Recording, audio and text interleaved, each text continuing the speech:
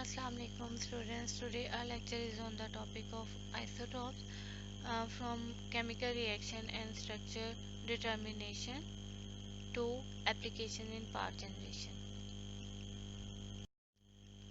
Okay, isotopes को हम discuss कर रहे थे प्रीवियस लेक्चर में। उसमें हमने आइसोटोप्स के यूजेस देखे। यूजेस में सबसे पहले हमने रेडियोथेरेपी में इसका यूज़ देखा कि स्किन पे जो अगर कैंसर है तो उसके को हम ट्रीट कर सकते हैं तो आइसोटोप्स यूज़ करके P32 है। और जो है इसके अलावा अगर बॉडी के अंदर है तो कोबाल्ट 60 हम यूज़ कर रहे हैं। ठीक है, द सेकंड जो है एज अ ट्रेसर हम आइसोटोप्स को यूज़ करते हैं। आयोडीन 131 हम यूज़ करते हैं for the diagnosis of goitre in thyroid gland. इसके बाद जो है हमने आर्कोलॉजिकल और जियोलॉजिकल यूजेस देखे आइसोटोप्स के। Now we will discuss the chemical reaction and structure determination. ठीक है, अब इसमें क्या है, यहाँ पे अगर आप देखें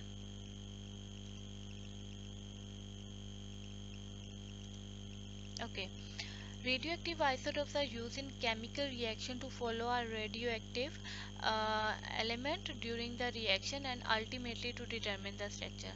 Okay, यहाँ पे इस चीज़ को हम कैसे देख सकते हैं कि लेट्स सपोज मेरे पास ये एक स्ट्रक्चर है, ये एक स्ट्रक्चर मैंने बनाया है और इस स्ट्रक्चर में अगर आप देखें तो यहाँ पे मैं कार्बन, यानी ये एक अगर आप गौर से देखें तो यहाँ पे बेंजीन रिंग्स, ये या अगर आप देखें तो ये बेंजीन रिंग है, ये एक बेंजीन रिंग है, ये आपस में दो ज्वाइन किए हुए हैं। ठीक है, या यहाँ पे अगर और इसके साथ अगर आप देखो तो यहाँ पे ये जो कार्बन है, इस कार्बन को मैंने लेबल किया हुआ है।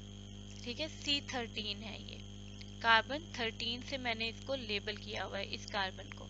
ठीक है, अब जैसे ही इसका रिएक्शन स्टार्ट हुआ, ये कार्बन यहाँ पे है, लेकिन यहाँ इस रिएक्शन में जैसे ही ये एंटर हुई तो यहाँ से ये इसके जो है वो ये एक कार्बन जो है वो इससे रिमूव हो गया। ठीक है, और जैसे ही नेक्स्ट ये गया, इसका स्ट्रक्चर थोड़ा सा और वेरी किया। ठीक है, नेक्स्ट में उसका स्ट्रक्चर और वेरी किया, यहाँ पे नेक्स्ट स्टेप में और वेरी किया। यानी यहाँ से जाते जाते अगर आप यहाँ पे देखें, ये स्ट्रक्चर यहाँ से स्टार्ट किया गया था और एंड पॉइंट इसका क्या है, ये है। तो इससे आपको आइडिया हो गया है कि किस तरह से आप चेक कर सकते हैं कि 100% जो कार्बन 13 यूज हुआ था और एट द एंड वो 77% पे आ गई है और उसका स्ट्रक्चर भी टोटली चेंज हो गया है। तो इस तरह से हमें आइडिया हो जाता है कि वो जो एक प्रोडक्ट है वो किस तरह से यूज हुई। ठीक है, और उसमें इस्तेमाल होने वाले कार्बन का क्या रोल रहा, वो स्टार्ट में कितनी थी और उसकी एट द एंड जो है वो कितनी क्वांटिटी रह गई है। ठीक है, तो यहाँ से फिर इस कार्बन को आप यहाँ से मेजर कर लेंगे और आपको आइडिया हो जाएगा कि उसके की कितनी क्वांटिटी पहले थी, अब कितनी क्वांटिटी है। तो इस तरह से हम रेडियो एक्टिव आइसोटोप्स को यूज़ करते हैं केमिकल रिएक्शंस के अंदर डिफरेंट स्ट्रक्चर डिटर्मिनेशन में। ओके, अब एज अ ट्रेसर एलिमेंट अगर हम बात करते हैं C12 की, तो अगर आप यहाँ पे देखें कि C12 जो है, अगर लेट्स सपोज कि ये C12 है। ठीक है, अब ये जो C12 है ये ऑक्सीजन के साथ मिलती है, एटमॉस्फेरिक गैसेस ये आपस में एटमॉस्फेयर में ही ये सारी बात हो रही है। अब जैसे ही ये जो है आपस में मिलेंगे, ये कार्बन डाइऑक्साइड बना देंगे। अब ये कार्बन डाइऑक्साइड यहाँ पे फोटोसिंथेसिस में यूज हो रही है। अब फोटोसिंथेसिस में ये फोटोसिंथेसिस का एक पूरा साइकिल है, पूरा प्रोसेस है। उस सारे प्रोसेस में ये कहाँ कहाँ पे यूज हुई, किस किस तरह से ये ट्रेसर जो ये जो लेबल्ड कार्बन C14 यूज होगी, तो वो जिस तरह हमने प्रीवियस स्लाइड पे देखा कि एक रिएक्शन चलता है तो वो वहाँ पे वो कार्बन मेंशन हो रही है। ठीक है, तो इसी तरह से ये फोटोसिंथेसिस के पूरे रिएक्शन में जहाँ जहाँ पे भी ये यूज़ हो रही होगी, उससे हमें आइडिया हो जाएगा कि फोटोसिंथेसिस का प्रोसेस ठीक चल रहा है या नहीं।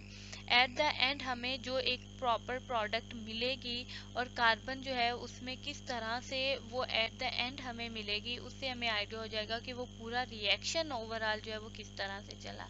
और सेकेंडली फिर यहाँ पे अगर आप देखें कि अगर ये एनिमल उसको खाता है उस कार्बन को, तो अगर इसका डिके कहीं पे होता है तो उससे उसकी भी एज जो है उसके जो है फॉसल्स की एज भी जो है हम फाइंड आउट कर सकेंगे।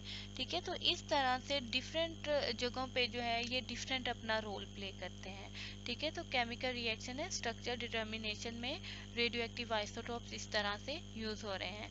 तो C14 is used to label CO2 as the CO2 is used by the plants for photosynthesis to form glucose, क्योंकि photosynthesis में ग्लूकोज की प्रोडक्शन हुई है। Its movement is detected through the various intermediate steps up to the glucose। जिस तरह previous slide में हमने देखा कि एक पूरा एक रिएक्शन चला और उसमें उस कार्बन को हमने देखा कि वो किस तरह से स्ट्रक्चर चेंजेस में इन्वॉल्व थी, कि क्या क्या उसके साथ हुआ। वो 100% दी गई थी और उसमें से 70% वो वापस मिल रही है। इसी तरह से एक फोटोसिंथेसिस में भी ये कार्बन अगर इन्वॉल्व हो जाती है तो एट द एंड जो ग्लूकोज की प्रोडक्शन होगी तो उससे हमें आइडिया हो जाएगा कि वो फोटोसिंथेसिस का प्रोसेस इस प्लांट में ठीक हो रहा है या नहीं हो रहा। Okay okay, now we will discuss the applications in power generation। Radioactive isotopes are used to generate electricity. Power generation का मतलब क्या है कि इलेक्ट्रिसिटी को प्रोड्यूस करने के लिए इसको यूज किया जाता है। और वो इलेक्ट्रिसिटी हम कैसे प्रोड्यूस करते हैं? By controlled nuclear fission reaction in nuclear reactor. यानी एक बहुत बड़े बड़े ये पावर प्लांट्स लगाए जाते हैं जिसमें nuclear fission controlled nuclear fission reaction, nuclear fission reaction एक हम करवाते हैं मिसाइल्स में।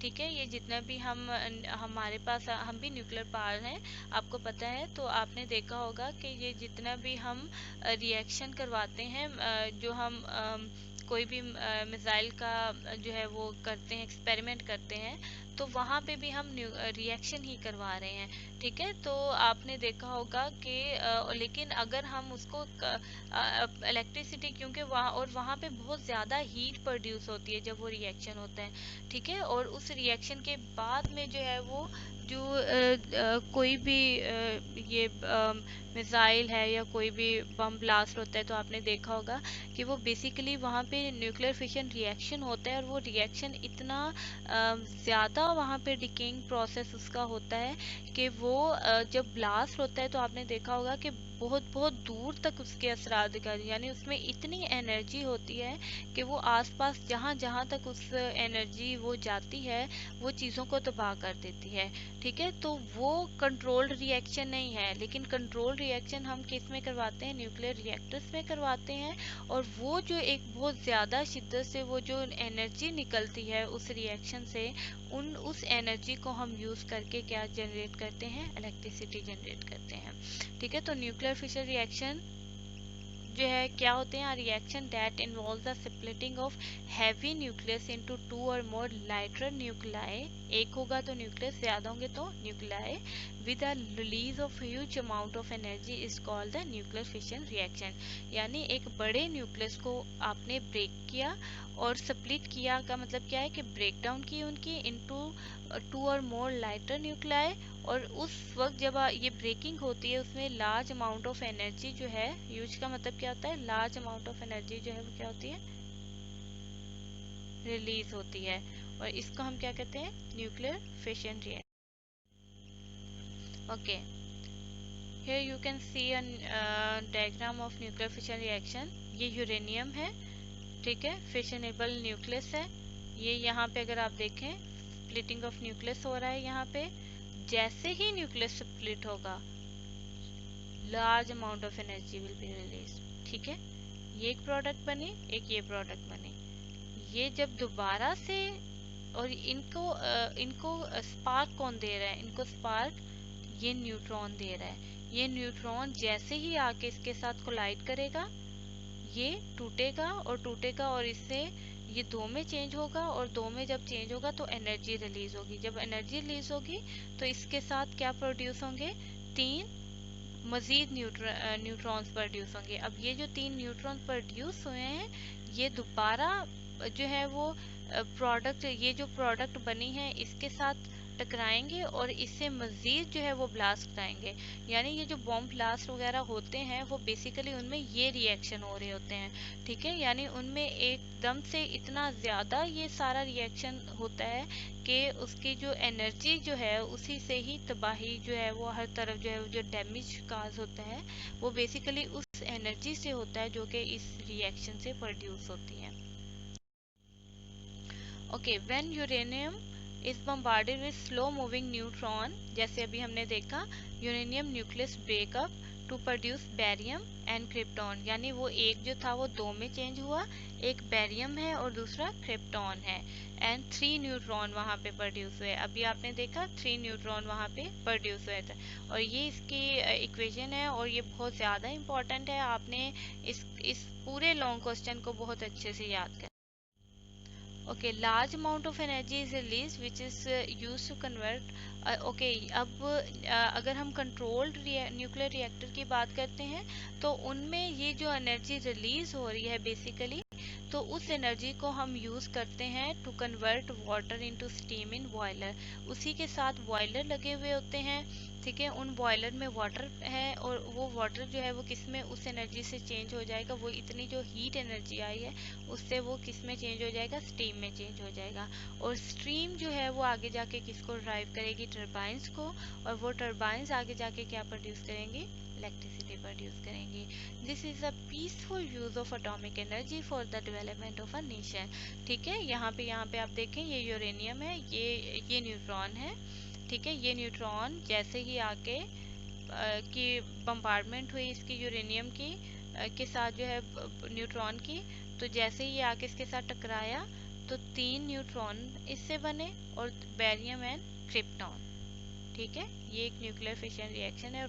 अगर ये कंट्रोल्ड है तो हम इसका की एप्लीकेशन पावर जनरेशन में ले रहे हैं। अगर आप बम ब्लास्ट वगैरह की बात करें तो ये डैमेज कॉज कर रहे हैं। Okay, how electricity is generated in a nuclear power plant. अब यहाँ पे आप देखें, ये यहाँ पे ये एक क्या है, रिएक्टर है। यहाँ पे वो सारा प्रोसीजर हो रहा है, ठीक है। यूरेनियम का यहाँ पे वो सारा रिएक्शन होगा, न्यूक्लियर फिशन रिएक्शन, और इसने क्या करना है, इसने ये यहाँ पे स्टीम जनरेट करनी है। बॉयलर यहाँ पे लगा हुआ है, उस बॉयलर से स्टीम जनरेट होनी है, और